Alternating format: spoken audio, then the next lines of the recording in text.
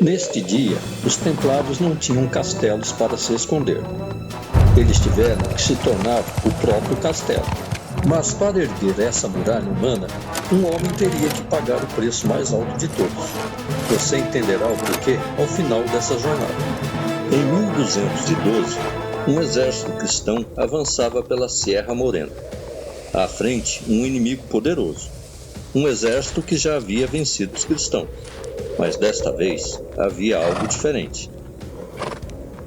Lanças paralelas, cavalos alinhados, escudos imóveis e sobre eles a cruz vermelha do templo. Em Tomar, os templários haviam aprendido a transformar pedra em uma arma, mas agora não havia muralhas. 17 anos antes, em Alarcos, os cristãos haviam sido derrotados. Os almohades continuavam poderosos e a ameaça permanecia. Agora, em 1212, Castela, Aragão e Navarra marchavam juntos. E as ordens militares também se reuniam. Templários, Hospitalários, Santiago, Calatrava não era apenas um exército, era uma coalizão. E no centro dela estavam os homens do templo. E seu comandante era Gomes Ramírez, mestre provincial do templo nos territórios ibéricos. Ele não precisava de um gesto heróico. Precisava manter seus homens juntos, porque naquele campo a desordem seria tão perigosa quanto o próprio inimigo.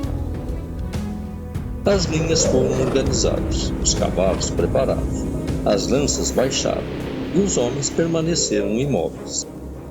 Vista do alto, a formação parecia uma muralha, mas uma muralha diferente. Uma muralha que podia avançar. Em Tomar, a pedra permanecera. Agora, a muralha teria que cavalgar. Do outro lado, o horizonte estava tomado. Muhammad al-Nazir comandava os almohadas. Seu centro de comando estava protegido. Guardas, lanças, estacas, correntes.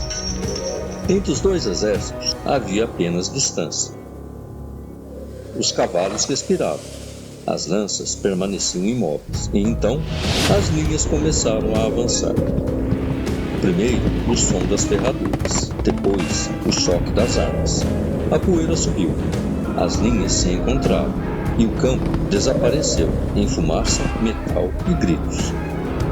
Mas dentro daquele caos, os templários continuavam juntos. A batalha tentava quebrar a ordem. A formação resistia. Homens caíam, cavalos se agitavam, as linhas se comprimiam, mas os homens do templo não lutavam como indivíduos isolados. Lutavam como uma formação. E enquanto o caos aumentava, eles continuavam avançando. Mais alguns metros, depois mais alguns, até que o centro almôada apareceu. Primeiro os estandartes, depois as lanças, as estacas, as correntes e finalmente a tenda vermelha. O centro começou a ceder. As linhas almohadas se romperam. A posição do califa foi abandonada e o exército começou a fugir. Las Navas de Tolosa estava decidido.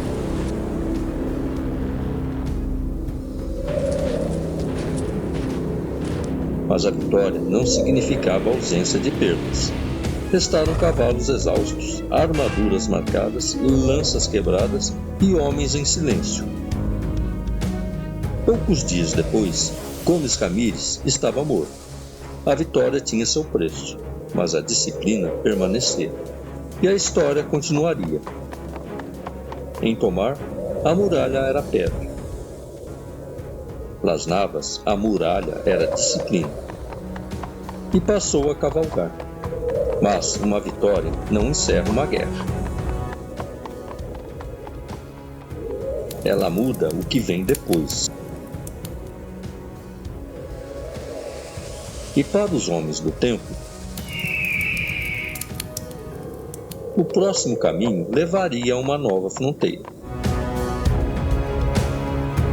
Porque depois da batalha, quando a espada é guardada, resta o silêncio. Obrigado por caminhar conosco por mais um capítulo da História do Tempo. A história continua, mas nem toda batalha acontece diante de um inimigo.